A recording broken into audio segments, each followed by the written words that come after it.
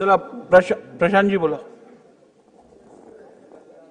अध्यक्ष महोदय, आता मंत्री महोदयांनी जे उत्तर दिलं की ते बंधारे तुटण्याचं किंवा खराब होण्याचं एक कारण आहे त्यातलं अतिवृष्टी होणे.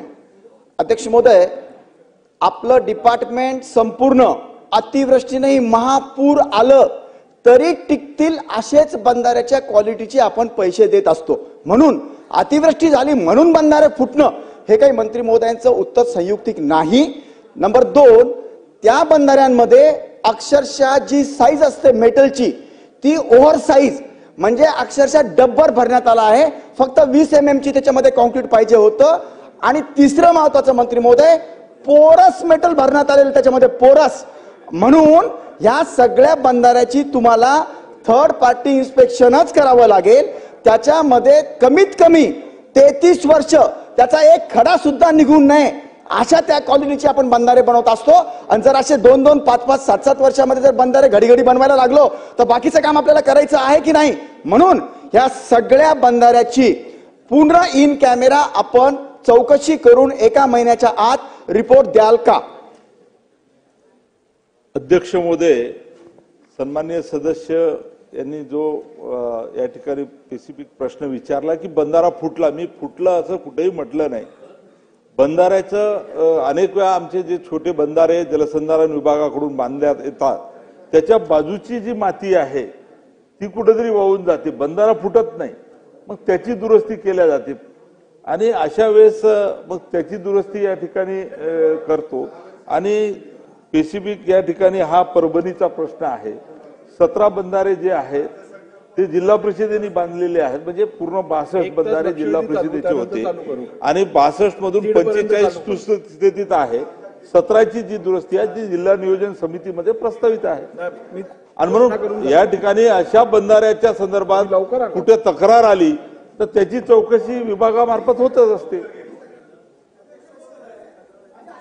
बोला. माझा प्रश्न वेगळा आणि मंत्री महोदय वेगळा उत्तर देऊन मी हे सांगू लागलो.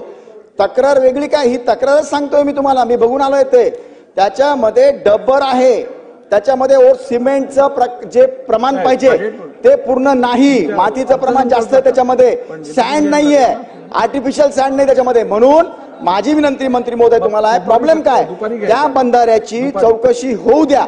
जरी डीएलपी संपला असेल तरी आत जर मटेरियल बरोबर नसेल तर दूध का दूध पाणी का पाणी होऊ द्या. तुम्हाला आम्ही इतकीच विनंती करतोय, त्या बंधाऱ्याची तुम्ही इन कॅमेरा चौकशी लावली पाहिजे. ती आपण लावणार का? अध्यक्ष महोदय, सन्माननीय सदस्यांना मी परत या ठिकाणी विनंती करतो की अशा महाराष्ट्रामध्ये आज भरपूर स्ट्रक्चर आमचे आहेत. सर्व स्ट्रक्चरची जर चौकशी करत राहिलो तर तुम्हाला काही तक्रारी जर असेल कोणत्या बंधाऱ्याच्या संदर्भात तर आपण त्या तक्रारी द्या, त्याची आम्ही चौकशी करू. अध्यक्ष महोदय, त्याच बाबतीत आम्ही बोलत आहोत. आपण सांगतात की स्पेसिफिकच प्रश्न आहे ना हा. 62च बंधाऱ्याच्या बाबतीत बोलत आहे मंत्री महोदय. तुम्ही का बरं दुसऱ्याला वाचवताय? तुम्हाला चौकशी करायला काय हरकत आहे? जे होईल ते होईल चौकशीमध्ये.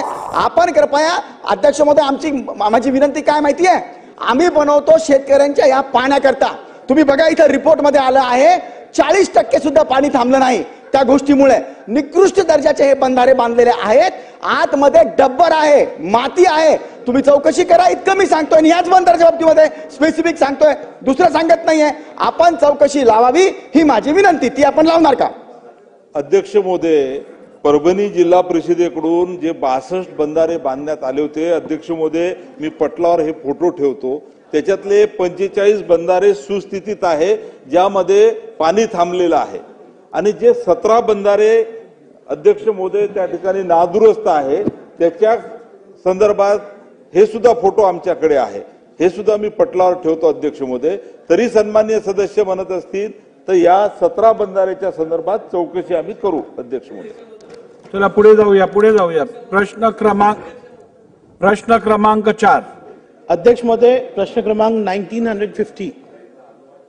अध्यक्ष महोदय, छापल्याप्रमाणे अध्यक्ष महोदय, ये जो प्रश्न है